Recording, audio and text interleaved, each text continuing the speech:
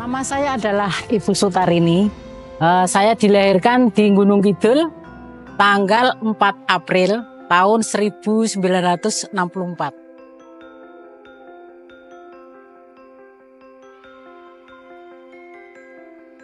Saya tinggal di Gadung Sari, RT 3 RW 10.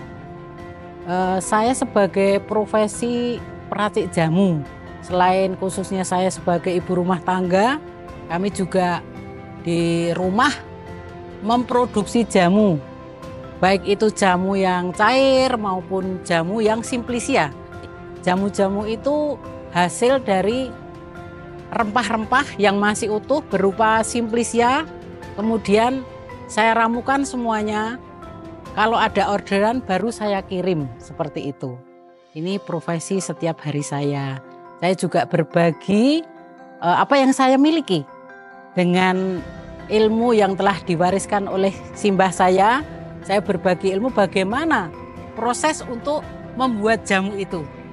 Awalnya ketika nenek saya meramu jamu itu, saya tuh tidak suka. Saya waktu itu saya menderita sakit panas, demam yang agak tinggi, kemudian saya diramukan oleh nenek itu, suruh minum. Yang akhirnya sembuhlah saya. Dari hal kecil itu ternyata nenek saya itu juga memberikan resep-resep yang kemudian saya lakukan karena hal itu ternyata sangat-sangat dibutuhkan dan kami sendiri sangat memerlukan. Dari hal kecil yang menjadikan manfaat untuk menjaga kesehatan tubuh kami. Dari tahun 1990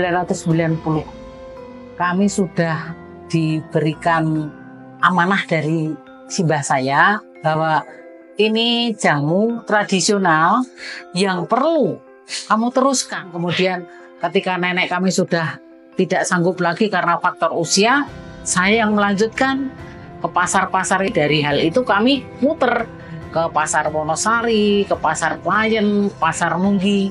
Kemudian dari situ terbersit saya, kalau alangkah baiknya kalau saya itu keliling di lingkungan kami.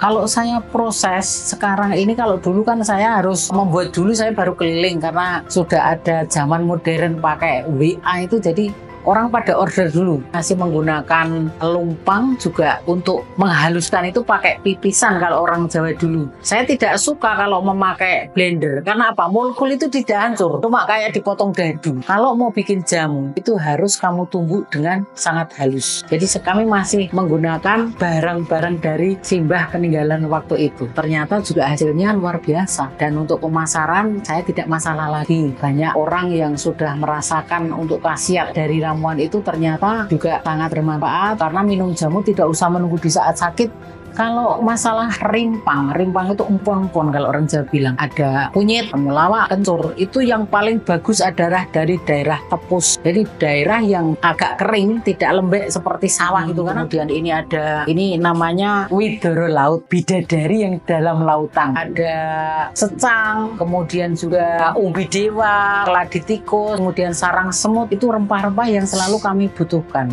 Ketika saya ditanya sudah berapa lama Bu Tari itu berjualan jamu, saya itu dari tahun 1990. Itu Pak CB Supriyanto yang sebagai koordinator dari Dinas Kebudayaan itu kemudian gini, itu Bu Tari bisa saya ajukan sebagai orang yang meracik jamu dan melestarikan jamu tradisional yang sangat langka. Bahkan ini pun sudah sampai ke luar provinsi. Saya pernah kirim ke Hong Kong sama ke Arab. Di saat kami menerima penghargaan, kami pun dihimbau oleh Dinas Kebudayaan. Seringkali kami juga dipertemukan di saat akhir tahun itu ada undangan untuk dipertemukan bagaimana proses jamu setelah mendapat penghargaan. Kami tidak pelit untuk berbagi ilmu bagaimana cara meramu jamu. Bahkan di Jamu Bergas, welcome untuk anak-anak dari usia PAUD, SD, SMP, SMA. Ternyata masih banyak orang yang sangat perlu dengan ramuan tradisional seperti ini yang tidak berbahan kimia dan sangat-sangat murah didapatkan. Ono kae jamune lebih enak dari kamu. Tapi saya sendiri harus merasa percaya diri dengan ramuan nenek moyang saya sendiri itu berkualitas.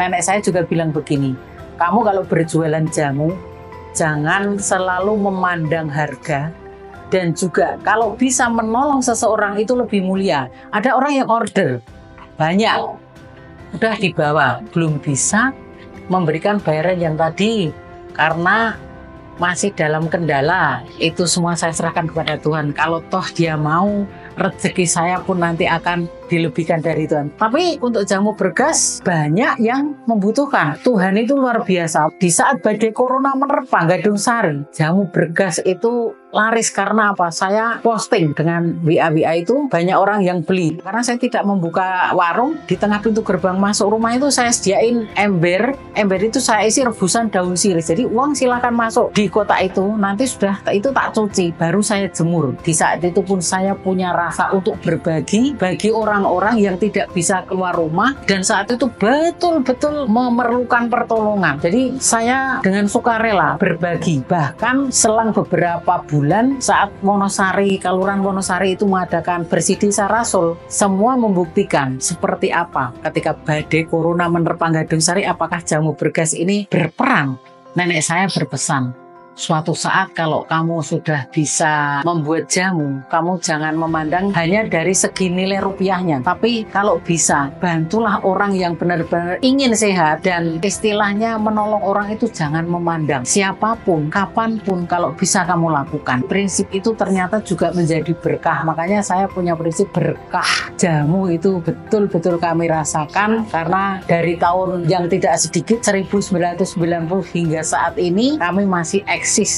Memang waktu saya diamanai dari nenek saya dulu, saya itu kayak tidak mau menerima. Tapi setelah saya menjalani dengan profesi jamu ini, saya punya pikiran, tidak semua orang, maaf bukan menyombongkan diri, meramu jamu ini memang perlu ketelitian dan juga harus benar-benar tahu dari segi kualitas bahan, dan juga kita harus tahu lebih dalam orang yang order itu keluhannya seperti apa.